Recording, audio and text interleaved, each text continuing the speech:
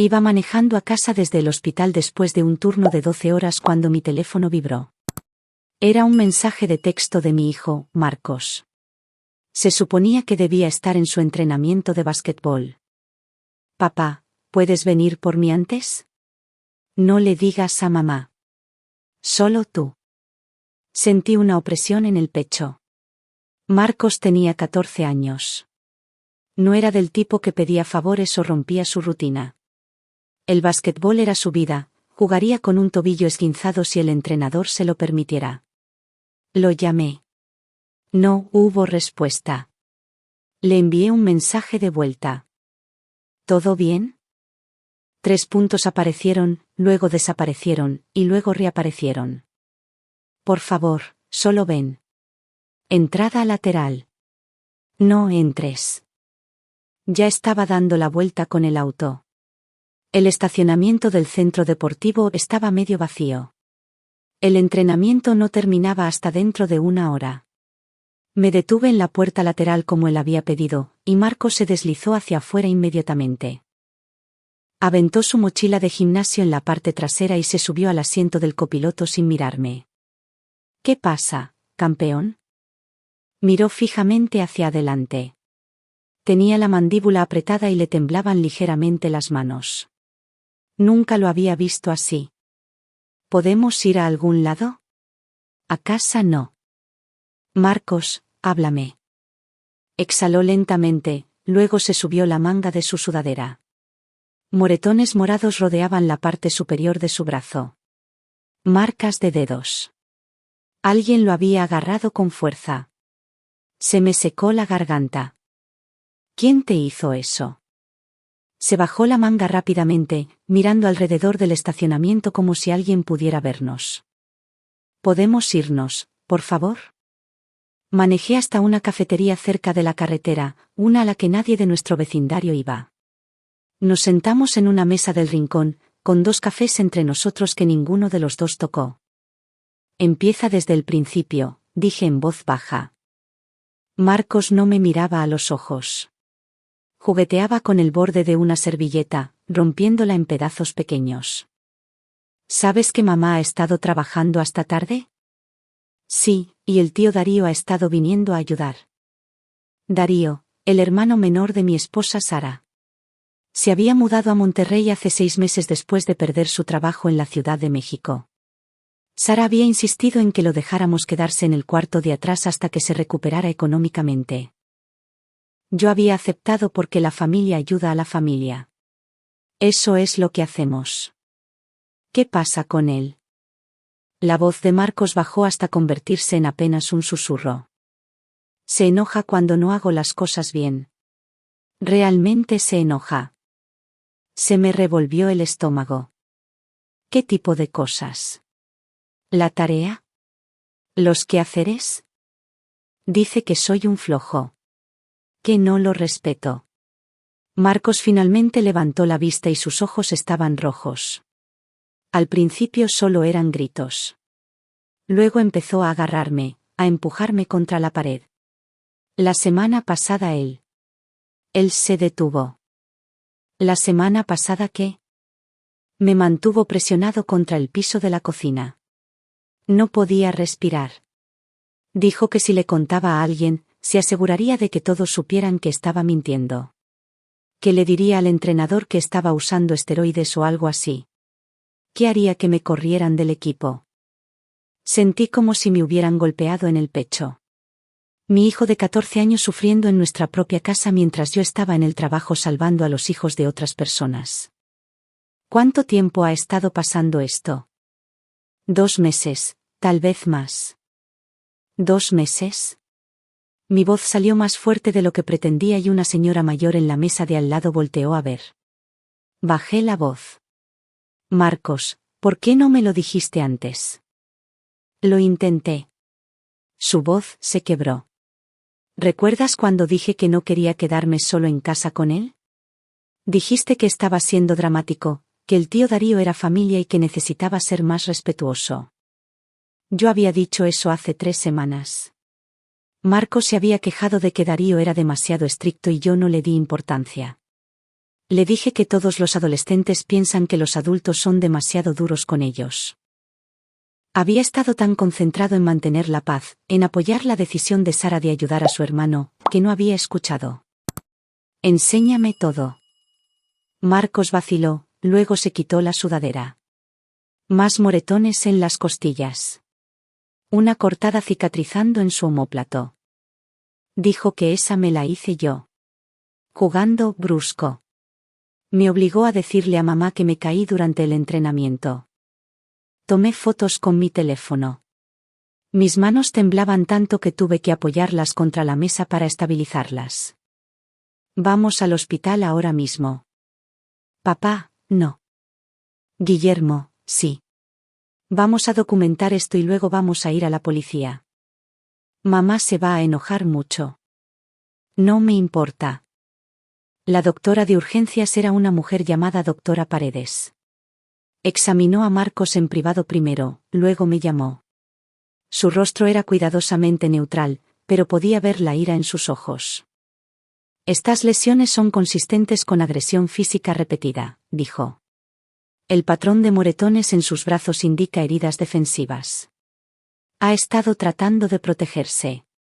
Me entregó una carpeta. Esto es para sus registros.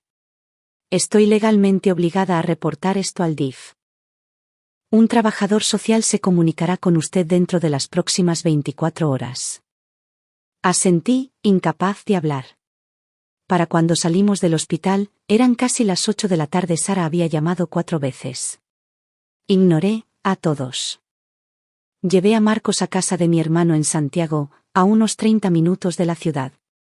Jaime abrió la puerta en pants, confundido. Oye, ¿qué? ¿Puede Marcos quedarse aquí esta noche? Te explicaré luego, pero necesito saber que está a salvo. Jaime nos miró a ambos, vio algo en mi cara y se hizo a un lado. Sí, claro. Siempre. Abracé a Marcos con fuerza. Voy a arreglar esto. Te lo prometo. Papá, por favor no. Voy a arreglar esto. La casa estaba en silencio cuando llegué. El auto de Sara estaba en la entrada y la luz del cuarto de atrás estaba encendida. Darío todavía estaba aquí. Sara me encontró en la cocina. Tenía los brazos cruzados, su rostro tenso por la preocupación que rápidamente se transformaba en enojo. ¿Dónde diablos has estado? ¿Dónde está Marcos? Se perdió la cena. Y no contestaste tu teléfono. Tenemos que hablar. Tienes toda la razón. Tenemos que hablar. No puedes simplemente desaparecer con nuestro hijo. Darío lo ha estado lastimando. La cocina se quedó en silencio, excepto por el zumbido del refrigerador. ¿Qué? Saqué mi teléfono y le mostré las fotos. Durante 2 meses. Agarrándolo, empujándolo, asfixiándolo. Acabamos de venir del hospital. Sara miró la pantalla, su rostro palideciendo. Luego sacudió la cabeza. No, no. Tiene que haber una explicación. Darío no lo haría. Vi los moretones, Sara. La doctora Paredes lo confirmó. Ella ya lo reportó al DIF. ¿Reportaste a mi hermano al DIF? Su voz se elevó. ¿Sin siquiera hablar conmigo primero? Ha estado agrediendo a nuestro hijo. Tú no sabes eso. Marcos podría estar exagerando. Ya sabes lo dramáticos que pueden ser los adolescentes. No podía creer lo que estaba escuchando. ¿Dramático? Tiene huellas de manos marcadas en sus brazos. A los niños les salen moretones fácilmente. Darío ha estado bajo mucho estrés. Tal vez solo estaba tratando de disciplinar a Marcos y se le pasó la mano. Escúchate a ti misma ahora mismo. El rostro de Sara se enrojeció. ¿Dónde está? ¿Dónde está Marcos? En un lugar seguro. Tráelo a casa ahora mismo. No. Es mi hijo. Es nuestro hijo y no va a volver aquí hasta que Darío se haya ido.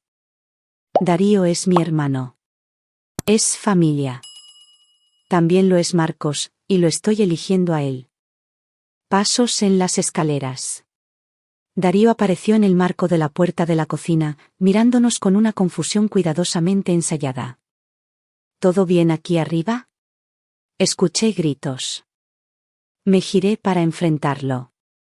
Tenía 28 años, en forma por su trabajo en la construcción, con una sonrisa fácil que ahora reconocía como una máscara. ¿Necesitas irte ahora? Las cejas de Darío se alzaron. ¿Qué? Empaca tus cosas y lárgate de mi casa. Sara se interpuso entre nosotros. Guillermo, detente. Ha estado lastimando a Marcos. La expresión de Darío no cambió, lo cual me dijo todo lo que necesitaba saber. Una persona verdaderamente inocente se habría visto sorprendida, confundida, horrorizada. Darío solo parecía calculador. Esa es una acusación seria, dijo lentamente. ¿Tienes alguna prueba? Fotos, registros médicos, un informe médico. Algo parpadeó en su rostro. Los niños inventan cosas todo el tiempo. Marcos probablemente está enojado porque lo hice hacer su tarea. La doctora confirmó que las lesiones son consistentes con agresión. La mandíbula de Darío se tensó. Esto es una locura. Sara, no crees esto, ¿verdad? Sara parecía dividida, sus ojos moviéndose entre nosotros. Yo. No lo sé, Darío. ¿Le pegaste? Le di un poco de disciplina cuando se puso contestón. Nada serio, nada que dejara. Se detuvo, dándose cuenta de lo que acababa de admitir. Lárgate, dije de nuevo. Voy a llamar a la policía en 5 minutos. Si todavía estás aquí, haré que te arresten por allanamiento de morada, además de todo lo demás. La máscara de Darío finalmente se rompió, su rostro se contorsionó con ira. Estás cometiendo un gran error. No tienes idea de lo que le estás haciendo a esta familia. El único error que cometí fue dejarte quedar aquí en primer lugar. Pasó furioso junto a mí, golpeándome fuerte con el hombro al pasar. Lo escuché bajando ruidosamente las escaleras hacia su cuarto, aventando cosas. Sara se quedó congelada en la cocina, con lágrimas corriendo por su rostro. ¿Cómo pudiste hacer esto? Susurró. ¿Cómo pudiste destrozar a esta familia? Yo protegí a nuestro hijo. Darío fue quien hizo eso. No yo. Ella salió de la habitación. Escuché la puerta de nuestra recámara azotarse. Llamé a la policía de todos modos. 2 oficiales llegaron 20 minutos después. Les mostré los registros médicos, expliqué la situación. Levantaron un reporte y dijeron que investigarían a Darío. Uno de ellos, el oficial Morales, me llevó aparte en el porche. Hizo lo correcto, dijo. Muchos padres no lo hacen. Quieren mantener la paz, proteger la imagen familiar, pero su hijo necesitaba que usted le creyera. Después de que se fueron, me senté solo en la sala. Sara no salió de la recámara. La camioneta de Darío salió chillando llanta de la entrada alrededor de la medianoche. Las siguientes 3 semanas fueron borrosas: citas, entrevistas con el DIF, declaraciones policiales, atención a víctimas, consejeros. Marcos comenzó a ver a un terapeuta llamado Dr. Covarrubias, un señor de unos 50 años que se especializaba en trauma adolescente. Sara se mudó a la habitación de huéspedes. Apenas hablábamos. Cuando lo hacíamos, era sobre logística: quién llevaría a Marcos a terapia, quién se encargaría de las reuniones con el trabajador social. Ella había llamado a su madre en Saltillo, y yo había escuchado conversaciones acaloradas a través de la pared. La familia de Sara pensaba que yo estaba exagerando, que estaba destruyendo la vida de Darío por disciplina. Pero Marcos estaba empeorando, no mejorando. Pesadillas, ataques de pánico cuando alguien se le acercaba demasiado rápido. Había dejado el equipo de basquetbol porque estar en el centro deportivo donde Darío solía recogerlo le provocaba recuerdos traumáticos. Una noche, aproximadamente un mes después, Lo encontré sentado en el patio trasero a las 2 de la madrugada, envuelto en una cobija y mirando a la nada. ¿No puedes dormir?, negó con la cabeza. Me senté a su lado. El doctor Covarrubias dice que eso es normal. Tu cerebro está procesando el trauma. Empeora antes de mejorar. Sigo pensando en lo que dijiste. Que te dije que no quería estar solo con él y no escuchaste. La culpa que había estado cargando desde ese día en la cafetería surgió, asfixiándome. Lo sé, Marcos. Lo siento tanto. No, eso no es. Se giró para mirarme y sus ojos estaban más claros de lo que habían estado en semanas. Ya no estoy enojado contigo. ¿Escuchaste cuando contó? Me creíste cuando mamá no lo hizo. Ella está luchando con esto. Ella lo eligió a él sobre mí. Ella está confundida. Te ama. Le dijo a la abuela que tal vez yo estaba siendo demasiado sensible. La escuché en el teléfono. No supe qué decir a eso, porque tenía razón. El caso penal avanzaba lentamente. Darío fue acusado de agresión, pero su abogado estaba peleando duro. Había una audiencia preliminar programada para julio, dentro de 3 meses. La fiscal, una mujer astuta llamada licenciada Ángela Chávez, confiaba en que teníamos un caso sólido. Pero me advirtió que los casos de violencia familiar eran complicados. Los jurados solían simpatizar con los acusados cuando entraba en juego la defensa de la disciplina. ¿Incluso con la evidencia médica?, había preguntado. Incluso entonces.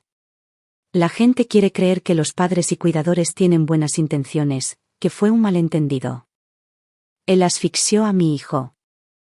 Lo sé, y vamos a probar eso. Pero necesito que esté preparado para la posibilidad de que no reciba tiempo en la cárcel. Primer delito, situación familiar. Si muestra remordimiento y consigue un buen testigo de carácter. Amenazó a Marcos. Le dijo que arruinaría su reputación si hablaba. Presentaremos eso. Pero sin una grabación o un testigo, es su palabra contra la de él. Salí de esa reunión sintiéndome vacío, pero me concentré en lo que podía controlar.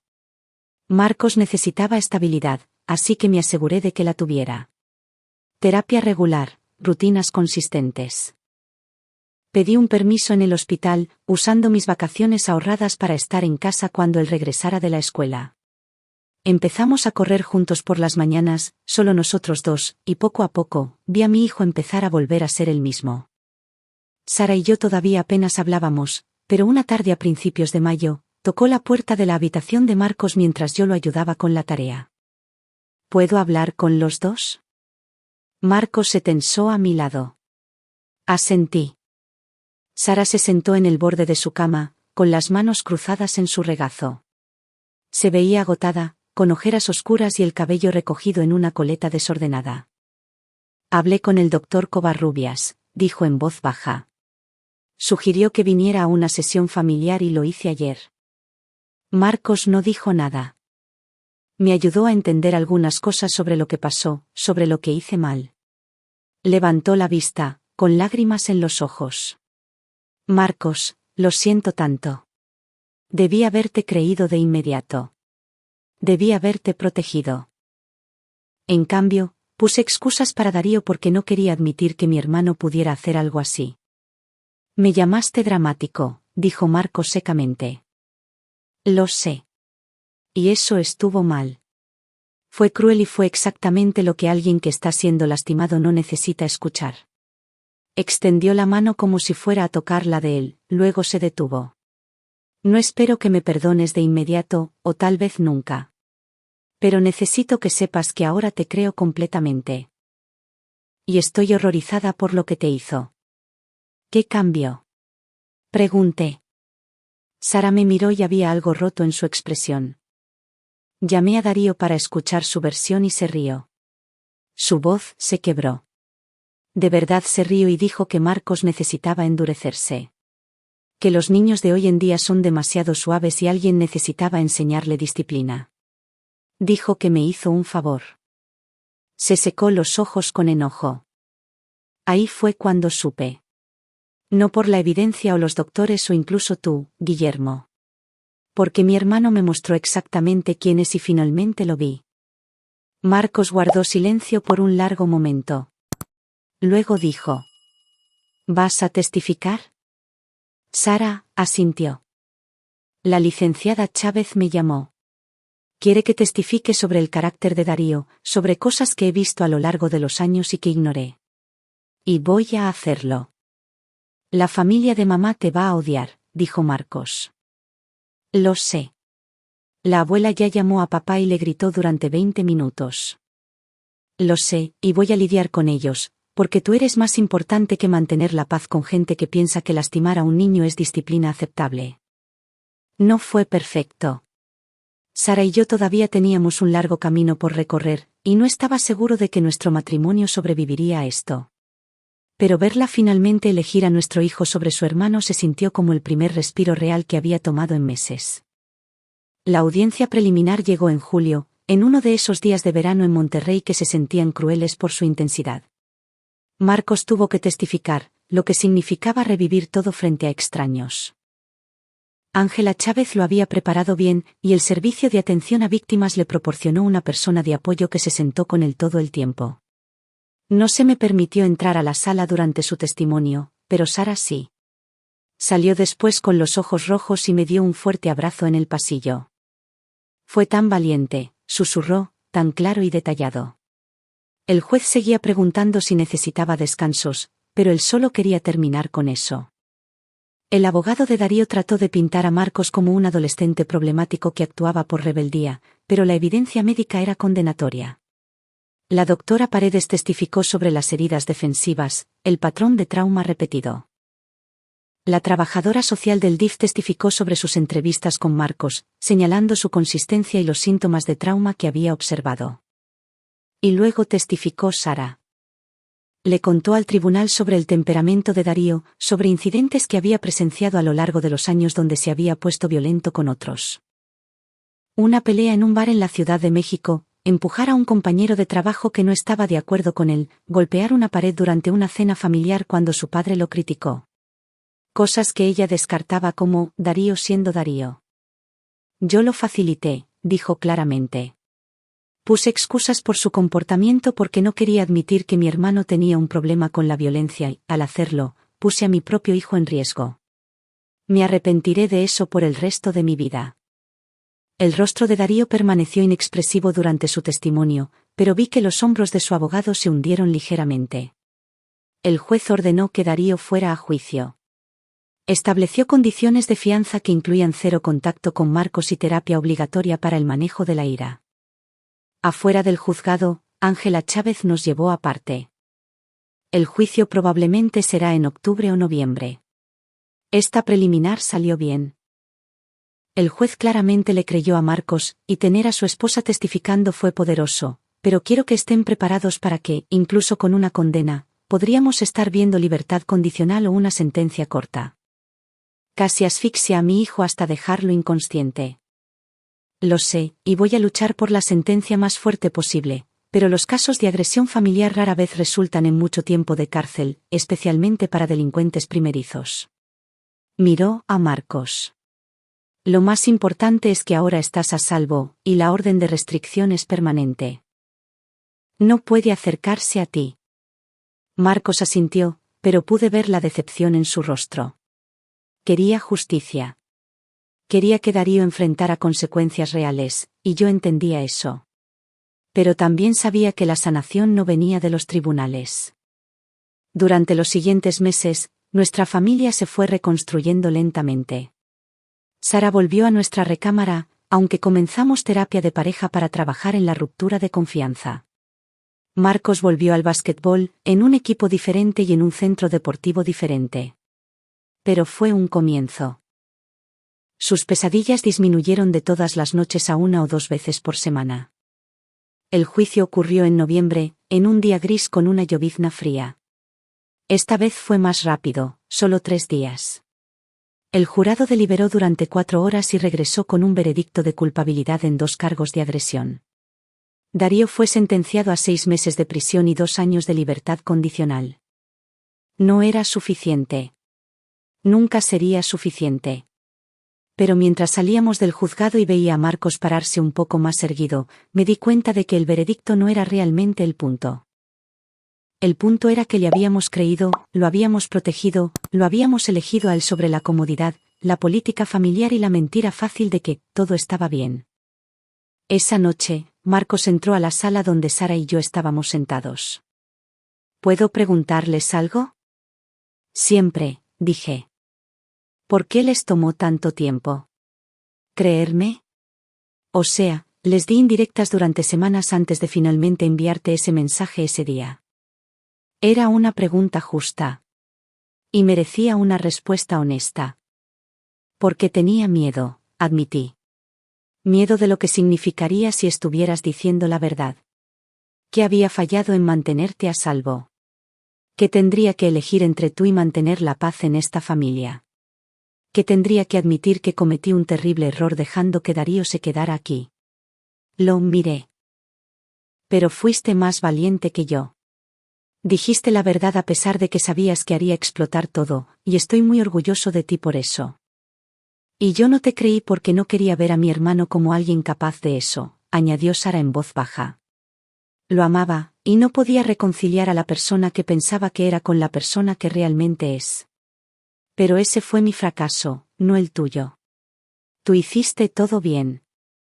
Marcos se quedó callado por un momento. Luego dijo. El doctor Covarrubias dice que a muchos niños en mi situación no les creen. Que le dicen a los adultos y los adultos o no escuchan o ponen excusas para el abusador. Es verdad, dije. Entonces, supongo que tengo suerte. Aunque tomó un tiempo, no deberías tener que tener suerte, dijo Sara con firmeza. Deberías poder confiar en que los adultos te protegerán siempre.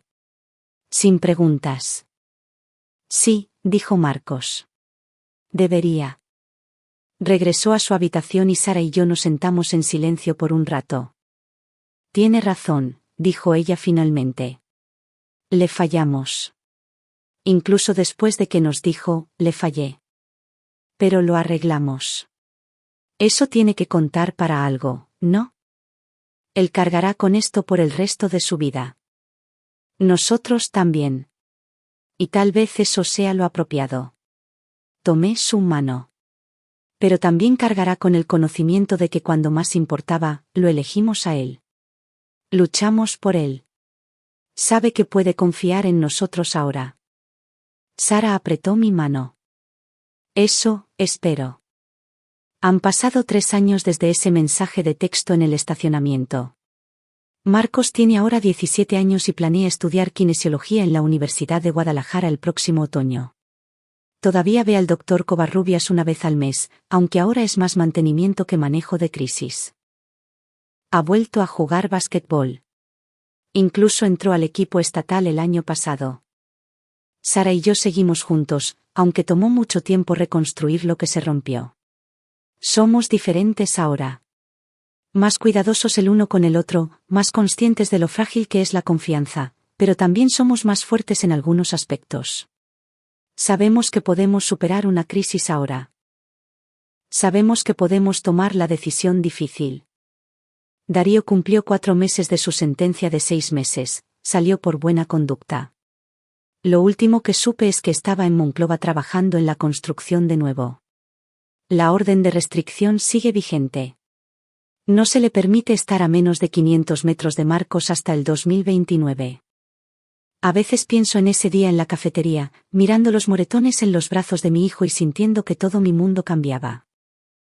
Pienso en todos los momentos que me perdí antes de eso, las indirectas, los cambios de comportamiento, la súplica silenciosa de ayuda que ignoré porque estaba demasiado ocupado o demasiado cansado o demasiado convencido de que la familia no lastima a la familia. Cuento esta historia ahora porque desearía que alguien me la hubiera contado hace 3 años. Desearía haber sabido qué buscar, qué escuchar, cómo oír verdaderamente lo que mi hijo estaba tratando de decirme. Si estás leyendo esto y eres padre, por favor escucha a tus hijos. Realmente escúchalos. Cuando digan que no quieren estar a solas con alguien, pregunta por qué. Cuando tengan moretones inexplicables, No aceptes explicaciones fáciles. Cuando su comportamiento cambie, cuando se vuelvan retraídos, enojados o asustados, pon atención. Y si te dicen que alguien los está lastimando, créeles inmediata y completamente. No pongas excusas para el abusador. No priorices la armonía familiar sobre su seguridad. No esperes a tener la prueba perfecta. Elige a tu hijo cada vez, porque yo esperé demasiado y mi hijo pagó el precio por ello. Está bien ahora. Está más que bien. Está prosperando. Pero no debería haber tenido que sobrevivir esos 2 meses. No debería haber tenido que rogarme que lo escuchara. El mensaje de texto que cambió todo todavía está en mi teléfono. Nunca lo borré. A veces lo miro y recuerdo al hombre que era antes de ver esos moretones. El hombre que pensaba que era un buen padre pero que aún no se había ganado ese título. Papá, ¿puedes venir por mí antes? No le digas a mamá. Solo tú. 14 palabras que salvaron la vida de mi hijo. Solo desearía haber escuchado las que vinieron antes. Si eres un niño o adolescente leyendo esto, por favor sabe que mereces que te crean. Mereces ser protegido. Si el primer adulto al que le cuentas no te escucha, cuéntale a otro. Sigue contando hasta que alguien te escuche. Hay personas que lucharán por ti. Te lo prometo. Y si estás siendo lastimado en este momento, por favor pide ayuda. Dile a un maestro, a un entrenador, al padre de un amigo, a un consejero. Llama a la línea de la vida al 800-911-2000 o al Consejo Ciudadano al 5555-3355-33 en México. Están disponibles las 24 horas del día y te creerán. No eres dramático. No estás exagerando. No estás siendo demasiado sensible. Estás siendo lastimado. Y eso nunca está bien. Alguien te escuchará. Alguien te ayudará. Solo desearía haber sido esa persona para Marcos desde el primer momento. Pero lo soy ahora, y siempre lo seré. Esa es la promesa que le hice hace 3 años. Y es la promesa que le hago a cada niño que esté leyendo esto ahora. Tú importas. Tu seguridad importa. Y mereces adultos que te elijan a ti sobre todo lo demás, siempre.